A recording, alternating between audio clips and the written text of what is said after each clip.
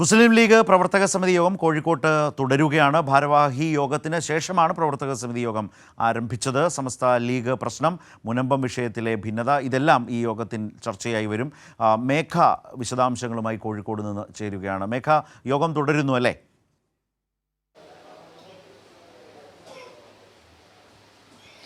ശരത്ത്, ഭാരവാഹി യോഗത്തിന് ശേഷം ഇപ്പോൾ പ്രവർത്തക സമിതി യോഗം ചേർന്നുകൊണ്ടിരിക്കുകയാണ്. സാദിഖ് അലി ശിഹാബ് തങ്ങൾ, പി കെ കുഞ്ഞാലിക്കുട്ടി ഉൾപ്പെടെയുള്ള ആളുകൾ യോഗത്തിന് എത്തുമ്പോൾ നമ്മൾ പ്രതികരണം ആരാഞ്ഞിരുന്നു. ആനുകാലിക വിഷയങ്ങളൊക്കെ തന്നെയും ചർച്ച ചെയ്യും. യോഗത്തിന് ശേഷം മാധ്യമങ്ങളെ കാണും എന്നതാണ് നേതാക്കൾ അറിയിച്ചിരിക്കുന്നത്. അടുത്ത കാലത്തൊന്നും ഇല്ലാത്തത്ര വലിയ തരത്തിലുള്ള പ്രശ്നങ്ങൾ, പ്രതിസന്ധികൾ ലീഗ് നേരിടുന്നൊരു സാഹചര്യം കൂടിയാണ്. മുനമ്പം ഭൂമി വിഷയവുമായി ബന്ധപ്പെട്ടും ഒപ്പം തന്നെ ഈ നേരത്തെ തന്നെ ഉന്നയിച്ചിരുന്നു സമസ്തയുമായി ബന്ധപ്പെട്ട വിഷയങ്ങളിലൊക്കെ തന്നെ ലീഗ് വലിയ തരത്തിലുള്ള പ്രതിസന്ധി നേരിടുന്നു. ലീഗ് പ്രവർത്തകർക്കിടയിൽ പോലും ഉത്തരം നൽകാൻ കഴിയാത്തൊരു സാഹചര്യം ലീഗിനുണ്ട്. കഴിഞ്ഞ ദിവസങ്ങൾ നമ്മൾ കണ്ടതാണ്. കോഴിക്കോട് ലീഗ് ജില്ലാ കമ്മിറ്റി ഓഫീസിന് മുൻപിലും ഇന്ന് എറണാകുളം ജില്ലാ കമ്മിറ്റി ഓഫീസിന് മുൻപിലും ഈ മുനമ്പം ഭൂമി വിഷയവുമായി ബന്ധപ്പെട്ട് പോസ്റ്ററുകൾ പ്രത്യക്ഷപ്പെട്ട സാഹചര്യം കൂടിയുണ്ട്.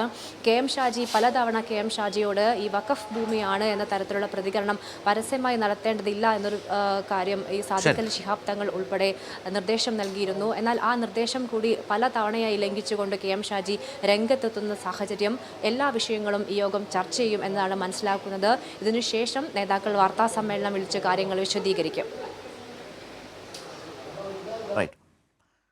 ഇപ്പോൾ മേഘയാണ് കോഴിക്കോട് നിന്നും ഈ വിശദാംശങ്ങൾ നൽകിയത്.